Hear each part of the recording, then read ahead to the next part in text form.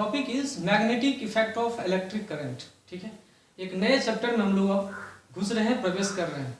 उस चैप्टर का नाम है magnetic effect of electric current. Electric current का मैग्नेटिक इफेक्ट मतलब इलेक्ट्रिक करंट अब क्या कर रहा है, मैग्नेटिक इफेक्ट प्रोड्यूस कर रहा है। मतलब electric current can produce the magnetic field in the space surrounding it. ठीक है, इलेक्ट्रिक करंट कैसे करता है, ये इसका इफेक्ट होता है, असर है। उस असर को हम लोग समझेंगे। तो टॉपिक क्या है, इफेक्ट्स ऑफ इलेक्ट्रिक करंट। पहले इसको समझेंगे। तो most of the main effects क्या है, इलेक्ट्रिक करंट के कितने सारे इफेक्ट हैं वो हमें समझना है। ठीक है, पहला इफेक्ट क्या है, हीटिंग इफेक्ट, जो करंट इलेक्ट्रिसिटी चैप्टर में आप लोग पढ़ चुके हैं, जिसको हम लोग थर्मल इफेक्ट भी कहते हैं। It is also called the thermal effect और हीटिंग इफेक्ट, जिसके वजह से due to which heat is produced in resistor. ठीक है, थर्मल एनर्जी क्या होता है, इंक्रीज होती है। थर्मल एनर्जी क्या होती है, रेसिस्टर में इंक्रीज होती है when an electric current passes through a resistor और कंडक्टर। नॉर्मली रेसिस्टर, क्योंकि कंडक्टर कुछ ना कुछ रेसिस्टेंस होता है, तो हम लोग क्या कहेंगे, when electric current passes through a resistor then heat energy increases, heat increases. उसमें क्या होता है, हीट इंक्रीज करता है। कैसे होता है वो मैं करंट इलेक्ट्रिसिटी में बता चुका हूँ, क्योंकि उसमें इलेक्ट्रॉन्स क्या होते हैं, एक दूसरे से टकराते हुए हैं। इलास्टिक कोलिजन हो या जो कोलिजन हो, थर्मल एनर्जी की वजह से कोलाइड करते हैं, और कोलिजन होने की वजह से क्या होता है, वो थर्मल वाइब्रेशन उसमें बढ़ती है। वाइब्रेशन बढ़ने की वजह से थर्मल एनर्जी क्या होती है, इंक्रीज होती है। इंक्रीज होते होते उसकी हीट एनर्जी बढ़ जाती है, और वो हमें किस फॉर्म में दिखता है भाई, हीट एनर्जी के फॉर्म में भी दिखता है। तो इफेक्ट्स ऑफ इलेक्ट्रिक करंट में आप देख रहे हो हीटिंग इफेक्ट, हीटिंग इफेक्ट देख रहे हो, लाइट इफेक्ट भी होता है। इफेक्ट्स ऑफ इलेक्ट्रिक करंट में आप देख रहे हो हीटिंग इफेक्ट है, लाइट इफेक्ट भी होता है, साउंड इफेक्ट भी होता है। ठीक है, वो हमें उतना ज्यादा नहीं पढ़ना है। मैंने आपको तीन मेन चीज इफेक्ट बताए हैं इफेक्ट्स ऑफ इलेक्ट्रिक करंट में। पहला क्या है, heating effect, it means thermal effect, है ना, जिसकी वजह से क्या होता है, कोई भी रेसिस्टर हीट हो जाता है, गर्म हो जाता है, हीट। ठीक है, सेकेंड, और इसके बारे में हमने अच्छे से आपको बताया है कि हीटिंग इफेक्ट में हीट एनर्जी कितना होता है, पावर कितना होता है, वाट कितना होगा, है ना, कि कौन सा कॉम्बिनेशन लगाएंगे ज़्यादा से ज़्यादा एनर्जी खपत होता है। ये सब चीज़ हम लोग हीटिंग इफेक्ट, थर्मल इफेक्ट में पढ़ चुके हैं। ठीक है, ये जो है वो करंट इलेक्ट्रिसिटी टॉपिक के अंतर्गत हम लोग पढ़ चुके हैं। ठीक है, ये हमारा टॉपिक हो गया है कंप्लीट, इसको हम लोग समझ चुके हैं। सेकेंड, जो heating effects of electric current आता है, उसमें एक आता है magnetic effect of electric current. क्या आता है भाई, एक दूसरा इफेक्ट आता है magnetic effect of electric current. ये मैग्नेटिक इफेक्ट होता क्या है, जब किसी भी कंडक्टर के थ्रू इलेक्ट्रिक करंट पास होगा, ठीक है, तो उसका एक और असर होगा। उसका असर क्या होता है कि अगर लोहे से पास हो रहा हो या किसी भी कंडक्टर के अक्रॉस पास हो रहा हो, तो कंडक्टर्स बहुत तरह के होते हैं। कुछ कंडक्टर्स मैग्नेटिक प्रॉपर्टीज जब हम पढ़ेंगे तो बहुत टाइप के मैग्नेटिक पढ़ेंगे, ferro magnet, para magnet, dia magnet, है ना, ferri magnet, anti ferri magnet, ये बहुत सारे के मैग्नेट्स हम लोग पढ़ेंगे। बहुत सारे कंडक्टर्स जो भी होते हैं, अगर उनके अंदर इलेक्ट्रिक करंट पास करवाया जाए, जैसे कि लोहा है, आयरन है, उसके अंदर कंटिन्यूअसली कुछ दिन तक अगर इलेक्ट्रिक करंट पास करवाओगे तो वो एक मैग्नेट बन जाता है। वो क्या बन जाता है भाई, एक मैग्नेट बन जाता है। That is called the artificial magnet. Some magnets are called natural magnets, some magnets are artificial magnets. उसी से इलेक्ट्रोमैग्नेट बनता है ना, परमानेंट मैग्नेट, टेम्पोररी मैग्नेट्स, बहुत सारे मैग्नेट बनते हैं। उसके अंतर्गत हम लोग पढ़ना है magnetic effect of electric current. Magnetic effect of electric current में ये चीज बताया गया है कि जब भी कोई कंडक्टर के अंदर में, है ना, इलेक्ट्रिक करंट पास होता है, तो वो क्या करता है, इस कंडक्टर को या तो मैग्नेटाइज कर सकता है या उसको मैग्नेटाइज नहीं भी कर सकता है। ये बात होता है, कंडक्टर के ऊपर डिपेंड करता है कि वो आयरन का है, कॉपर का है, कौन से मेटेरियल का बना हुआ है, एल्युमिनियम का है, तो वो हम लोग बाद में पढ़ेंगे।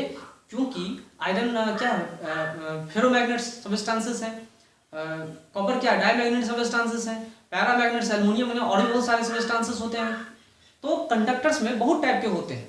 तो जब इलेक्ट्रिक करंट किसी भी कंडक्टर के अक्रॉस पास हो रहा होता है, ठीक है, तो वो अपने आसपास मैग्नेटिक फील्ड जरूर प्रोड्यूस करता है। इस बात को आप लोग ध्यान रखो। When an electric current passes through a conductor, when electric current passes through any conductor, then the passing electric current produces the magnetic field in the space surrounding it. समझिए बात को, जब आयरन के अंदर हमने इलेक्ट्रिक करंट को पास करवा रहे हैं तो उसके आसपास के रीजन में भी क्या होगा, मैग्नेटिक फील्ड प्रोड्यूस होगा।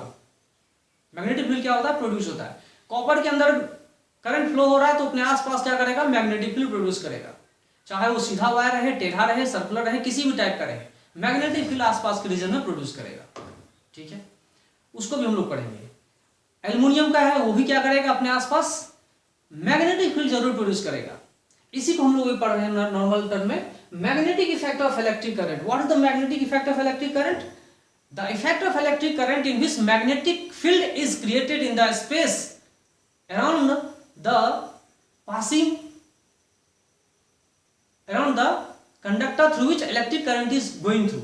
ठीक है, तो किसके अंदर का जा रहा है, मैंने यहां पे मान लो एक वायर बना दिया, इस वायर में इलेक्ट्रिक करंट फ्लो हो रहा है, तो इसके आसपास के रीजन में क्या होगा, इलेक्ट्रिक मैग्नेटिक फील्ड प्रोड्यूस होगा, जिसे हम लोग कहते हैं magnetic effects of electric current. That is called the magnetic effect of electric current, जिसके वजह से मैग्नेटिक फील्ड क्रिएट होता है आसपास के रीजन में। मतलब आप करंट से मैग्नेटिक फील्ड बना सकते हो। ठीक है, इलेक्ट्रिक करंट यहाँ पे देखिए, electric energy is converted to heat energy. ठीक है, electric energy can be also converted into light energy, electric energy can be also converted to sound energy. यहां पर भी आप देख सकते हैं electric energy is converted into magnetic field, means magnetic energy. ये फील्ड जो है वो एनर्जी से रिलेटेड है। This field is related with the energy, a different kind of energy that is called the magnetic energy. तो देखिए यहाँ पे इलेक्ट्रिक करंट क्या कर रहा है, इलेक्ट्रिक करंट मैग्नेटिक एनर्जी में कन्वर्ट हो रहा है। Electric energy getting converted into magnetic energy, you can say this is the conversion of energy. ठीक है, इंटर कन्वर्जन ऑफ एनर्जी है।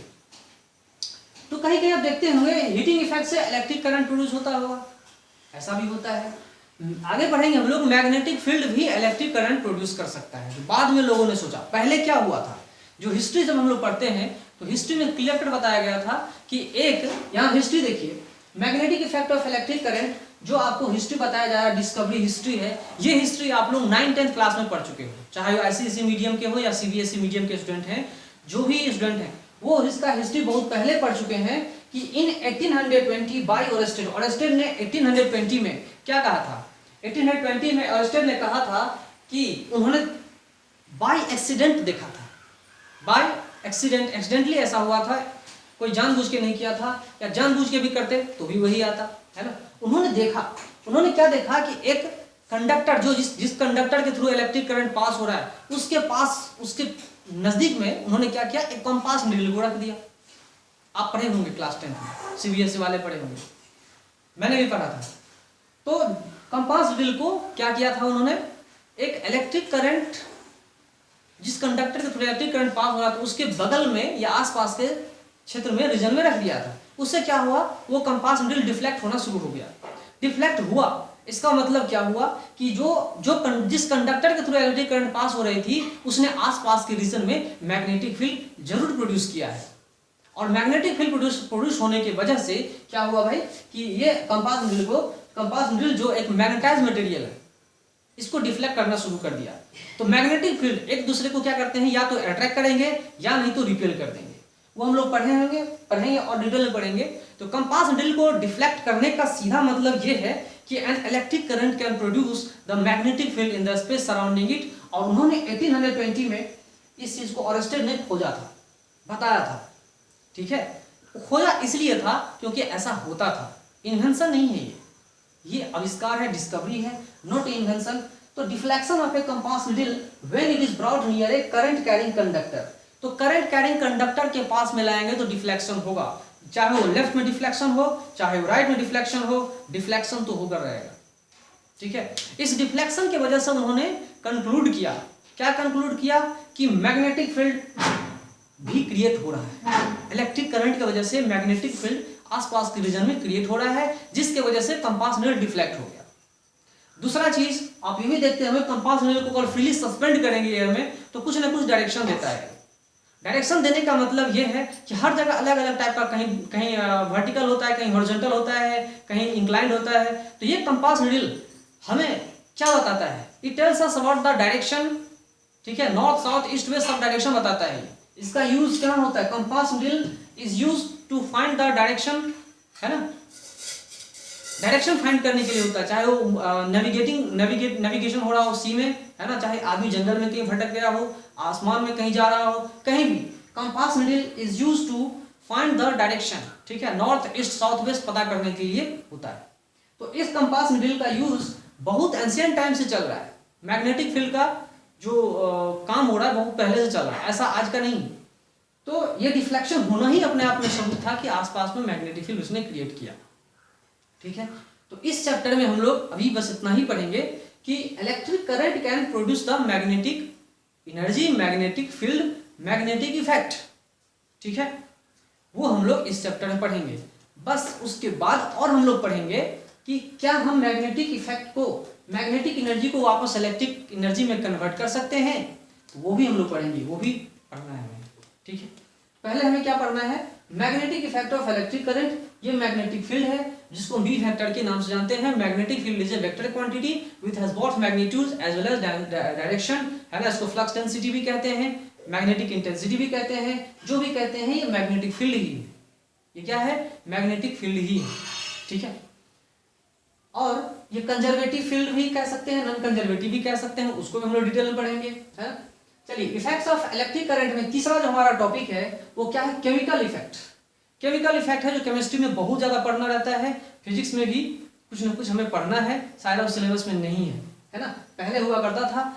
ये है इफेक्ट्स ऑफ इलेक्ट्रिक करंट, और ये इफेक्ट आज की कहानी नहीं है, ये आप लोग 9th-10th में ही पढ़े होंगे।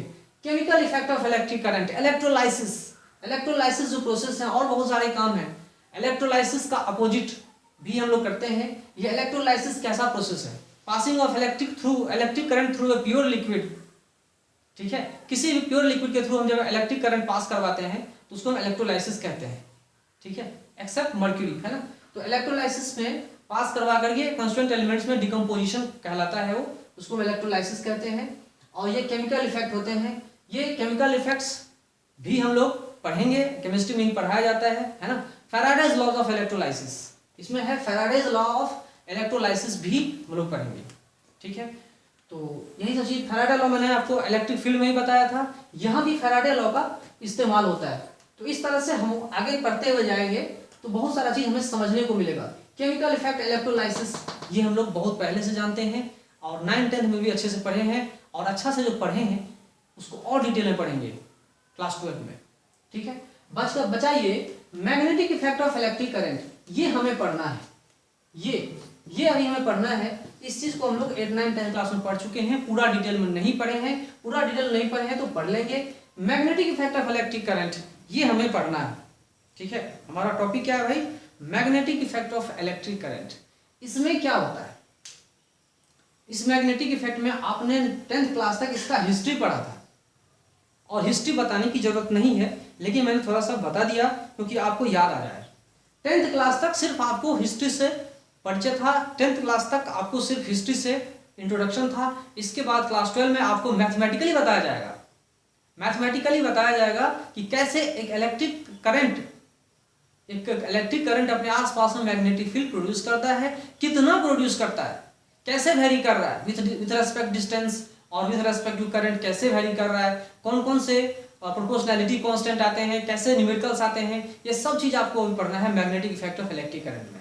तो जो 10th क्लास तक आपने पढ़ा था वो सिर्फ एक हिस्ट्री थी, पूरा थ्योरेटिकल चीजें थी, कुछ भी इसमें न्यूमेरिकल नहीं था। न्यूमेरिकल का बाद अब इसमें आएगा, इसके लिए डरना नहीं है, समझना है, अच्छे से समझ लेंगे, फिर हम लोग आगे चलेंगे magnetic effect of electric current में। और इसमें बायोट-सावर्ट लॉ है, एम्पियर सर्किटल लॉ है, ये सब हमें इसमें अच्छे से पढ़ना होगा। Then after we will move ahead, ठीक है, तब हम लोग आगे बढ़ेंगे, ठीक है।